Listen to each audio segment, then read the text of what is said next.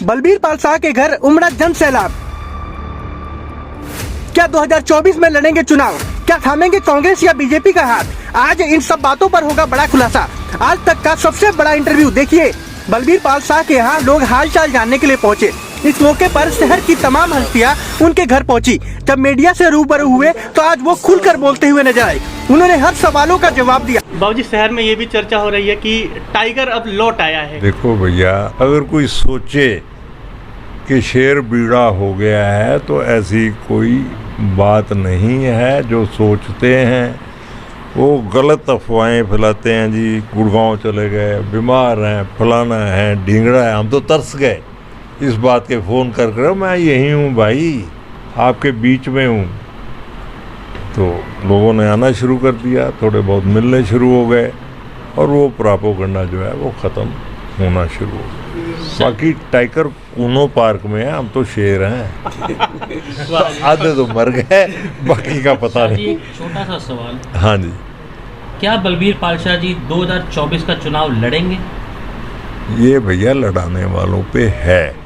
मान लो टिकट नहीं मिलती किसी पार्टी, इंडिपेंडेंट लड़ूं, आप क्या करेंगे? वो सवाल का जवाब दो।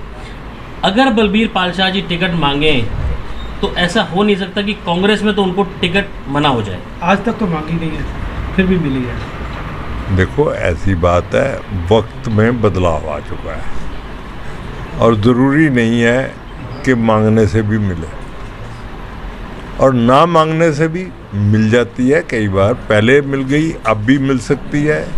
ये तो उस ऊपर वाले के हाथ में है। बाकी जनता की आवाज़ है, जब यहाँ से उठेगी तो अपने आप देंगे। बाबूजी, मौजूदा जो नेता है वो भी उनके अगर कोई कार्यक्रम हो या कोई कार्यक्रम करवाते हैं तो इक्का दुक्का लोग उनके प्रोग्राम में नजर आते हैं। लेकिन आज आपका हालचाल जानने के लिए सैकड़ों की संख्या में जनसैलाब उमड़ कर आया है। इसको क्या कहेंगे आप? भैया ये पहले भी प्यार था, आज भी है। ऐसे ही तो मैं जीत गया था 5 बार। कोई वजह होती है। मैं तो आभारी हूँ पानीपत की जनता का, जिन्होंने हर बार मुझे जिताया है यहाँ से। कांग्रेस और बीजेपी में फ़र्क कितना होता था? 2000 वोट। आप 67 का 68 का इलेक्शन देखो, 2000 में बीजेपी जीती, 2000 में कांग्रेस जीती। कभी वो जीते, कभी वो जीते। ज़्यादातर बीजेपी जीती, जनसंघ जीती। उस वक्त तो जनसंघ ही थी। लेकिन अब आपके आशीर्वाद से ये जो मार्जिन है ये 10,000 से करीब रहा है। कभी 1000 ऊपर, कभी 1000 नीचे। तो कोई फ़र्क तो है। आपने महसूस किया है, आप भाइयों ने महसूस किया है, प्रेस वालों ने महसूस किया है।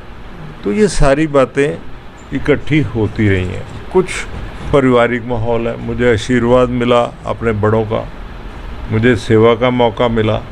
अकेला मैं ही था जो सारा दिन अपने पिताजी के साथ रहता था। राजनीति की थोड़ी बहुत समझ वहाँ से भी आई।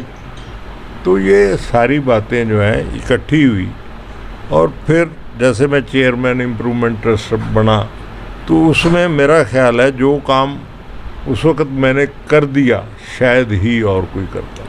शाह जी, ये भी कहा जाता है, हम आम लोगों के मुंह से ही सुनते हैं कि शाह जी के एक फ़ोन पर बड़े बड़े अधिकारी घर पर आकर काम करके जाते थे। लेकिन आज जो मौजूदा सत्ता में सरकार है, उनका फ़ोन उठाना तो दूर, उनकी जो अधिकारी बात भी नहीं सुनते। इसको क्या कहेंगे आप? भैया इसके बारे में क्यों मेरे से कुछ कहलवाते हो?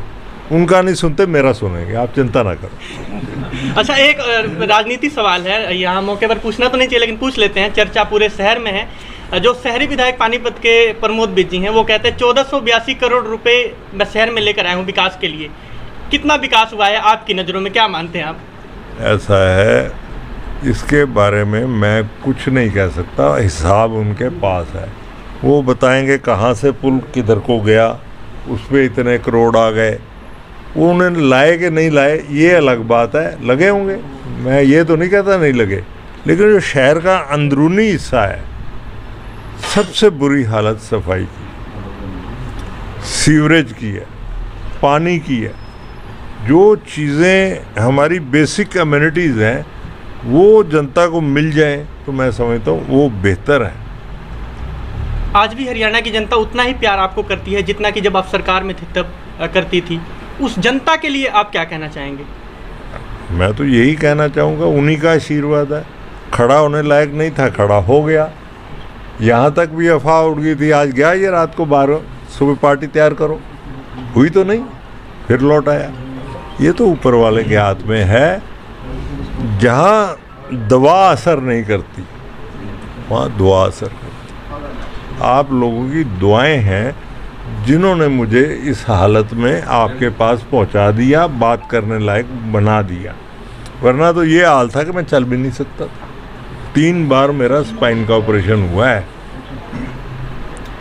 उसके बाद भी आज की तारीख में अगर थोड़ा बहुत चल फिर रहा हूँ, मैं कहता ना भी चलूँ, परमात्मा ने ये गला दिया है ना, इससे बहुत कुछ कहने की ताकत है मेरे में, और लोग सुनेंगे समझेंगे मेरी बात को वक्त आने।